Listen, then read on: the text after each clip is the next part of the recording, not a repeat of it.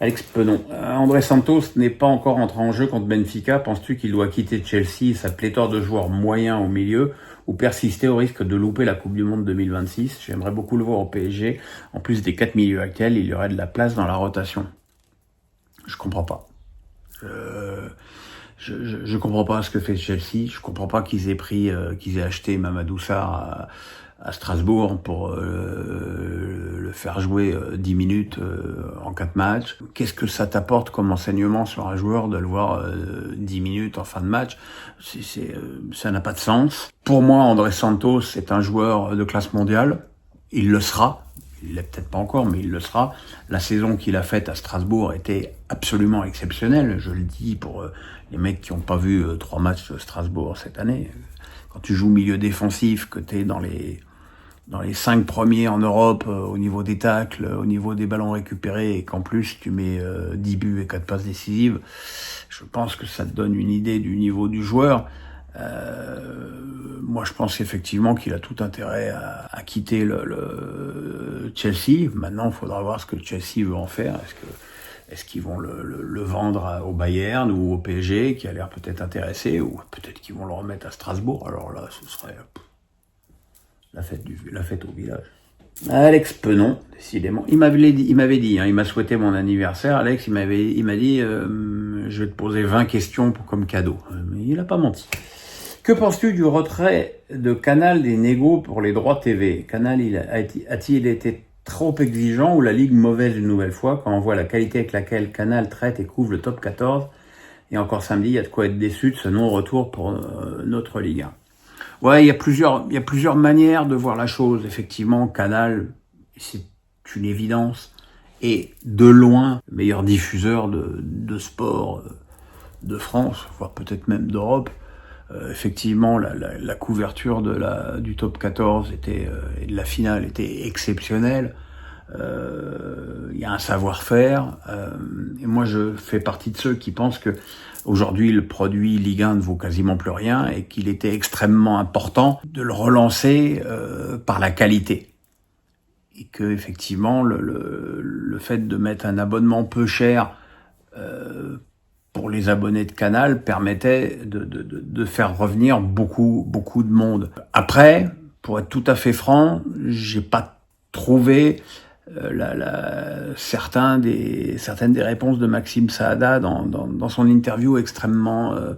j'ai trouvé qu'il y avait beaucoup peut-être pas de mépris, mais de condescendance, et tu sens quand même qu'il a encore là les manœuvres des mecs de la Ligue qui ont squeezé Canal après avec Mediapro, avec Amazon, pas avec DAZN, puisque là Canal n'était même pas candidat. Maintenant, il faut bien voir quelque chose, c'est que Canal n'a plus besoin de la Ligue 1.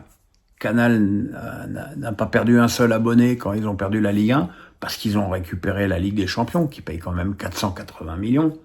C'est-à-dire aujourd'hui, si tu avais 480 millions pour la Ligue 1, ce serait la fête au village. Ils ont la Première Ligue, ils ont le top 14, ils ont la Formule 1, ils ont le MotoGP, ils ont tout ce qu'il faut. Ils n'ont plus besoin de ça. Donc c'était pour eux presque un geste de le faire. Maintenant, la Ligue en a décidé autrement. On va voir ce qu'ils vont proposer. A priori, 15 euros, ça va. 10 euros, je sais plus combien c'est pour les moins de 26 ans. Alors pourquoi les moins de 26 ans ? Je comprends pas bien non plus. Mais effectivement, en termes de qualité de retransmission, c'est extrêmement dommage. Alex Penon, toujours. Es-tu déçu par la destination de Diarra, à savoir Sunderland ? S'il est bien vendu et que le joueur doit avoir un gros salaire, je regrette de le voir chez un promu en espérant qu'il confirmera et ira rapidement dans un club supérieur. Le vois-tu réussir en Première Ligue ? Alors c'est sûr que Diarra a beaucoup de qualités pour s'exprimer en Première Ligue. Il a la vitesse, la puissance, l'activité physique. Maintenant, Sunderland, il faut bien voir que les promus en Première Ligue ont un mal fou à se maintenir.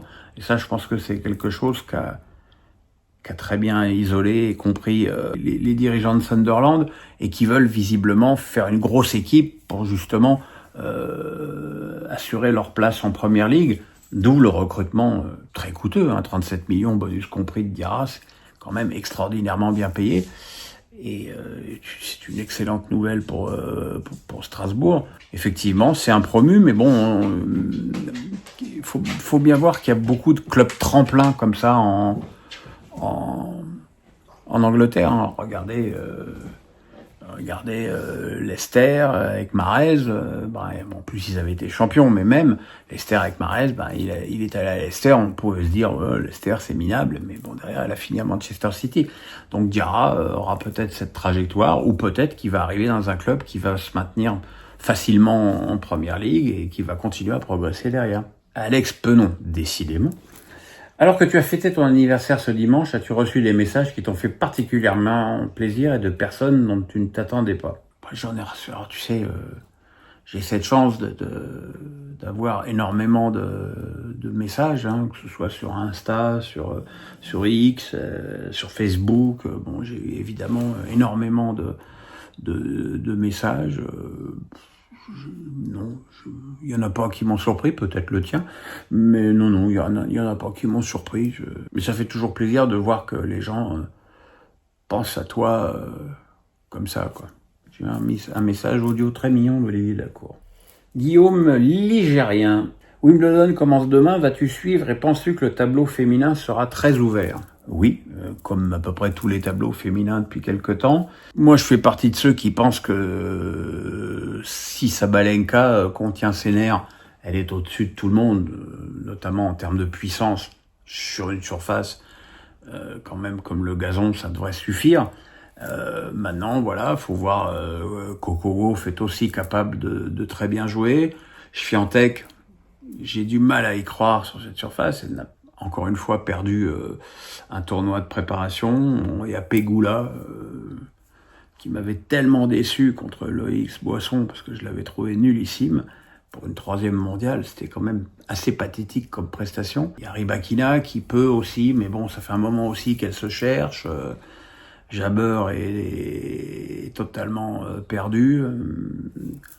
Moi, je pense que, encore une fois, si Sabalenka met lundi avec mardi, ça ne va pas poser beaucoup de problèmes. Pascal du 82. Avez-vous regardé la finale du top 14? Oui, j'ai regardé, j'ai vibré. Moi qui suis quand même un auditeur assez assidu du Moscato Show, parce que c'est quand même l'heure où je suis assez régulièrement dans ma voiture, parce que je vais à la maison sur le chantier, je vais à la piscine, enfin, je vis ma vie, quoi.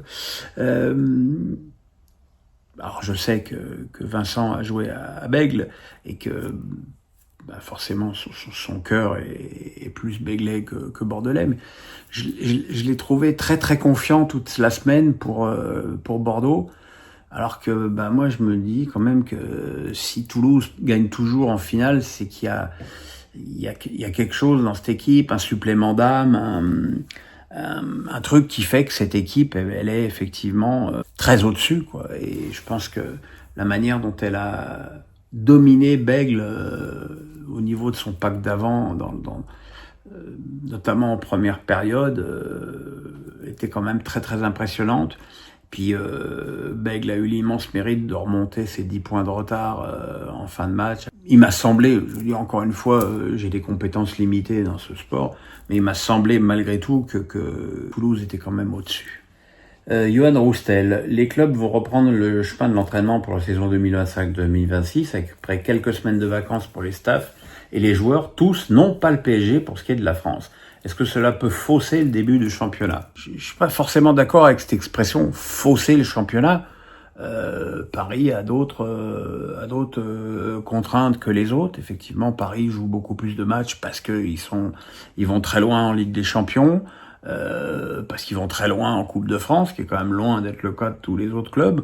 Donc voilà, on sait que Paris est toujours sursollicité par les trêves internationales où ils ont les 3/4 de leur effectif qui se barrent. Bon, voilà, alors effectivement, c'est peut-être un peu inquiétant pour un joueur comme Hakimi qui l'année prochaine va devoir jouer et la CAN avec le Maroc, puis la Coupe du Monde. Donc c'est un peu inhumain comme cadence. Maintenant, je pense que s'il y a vraiment quelque chose où on peut faire confiance, c'est bien à Luis Enrique pour gérer ses effectifs. Et effectivement, je serais assez étonné qu'on voit Hakimi porter le maillot du PSG en août.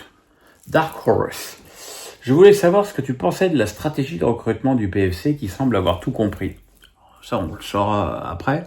Mais effectivement, pour l'instant, le recrutement, il y a le jeune latéral prometteur de Reims, Moïse Simon. Bon, on sait qu'ils sont sur Benjamin André. Donc voilà, visiblement, il y a quand même un cocktail prévu entre jeunes et anciens. Voilà, je pense que effectivement, à l'arrivée, on verra que le PFC va aligner une équipe extrêmement compétitive pour vivre une première saison tranquille en Ligue 1, ce qui est l'objectif. Voilà, Moïse Simon, ça me semble être une excellente idée. Et pour ce que j'en sais, ils ont d'autres très bonnes idées. Et ils sont vraiment à l'affût de tous les coups, sachant que pour le coup, eux, ils ont des moyens qui sont quand même assez intéressants pour la Ligue 1. Vince, les joueurs du PSG ont tout gagné cette saison. Comment trouver la motivation sur la durée pour les joueurs restant au club cette saison? Tu sais, la victoire appelle la victoire. Tu peux pas banaliser une victoire en Ligue des Champions. Je pense que quand tu perds une finale, t'as qu'une envie, c'est de te retrouver en finale. Et quand tu la gagnes, t'as qu'une envie, c'est de revivre les émotions que t'as vécues. Donc, j'ai pas de... Et je pense que pour ce qui est du championnat, ça se saurait si le PSG s'endormait sur ses lauriers à ce niveau-là, puisque chaque année, ils sont compétitifs, chaque année, ils sont champions. Alors c'est vrai qu'ils sont très au-dessus, même si on peut dire aussi qu'aujourd'hui, ils sont moins au-dessus en termes de noms qu'à une époque où ils avaient Neymar, Messi, Mbappé, Ibrahimovic, Thiago Silva, Mota... Aujourd'hui, les noms qui composent ce PSG, ce sont plus des stars, ou en tout cas, ce sont en train de devenir des stars au PSG. Vitinha est devenu une star au PSG, João Neves est devenu une star au PSG, Dembélé est devenu une immense star au PSG. Je pense que le recrutement est non seulement est loin d'être terminé, mais il est même pas commencé. Et qu'effectivement, les 3-4 joueurs qui vont venir seront peut-être soit des joueurs dans la rotation, peut-être probablement un joueur pour soulager justement un petit peu Hakimi dont je viens de parler. Et là, je pense qu'effectivement, il y aura quelque chose de très intéressant à faire. Et en tout cas, avec le degré d'exigence de Luis Enrique, c'est pas demain qu'ils vont s'endormir, quoi.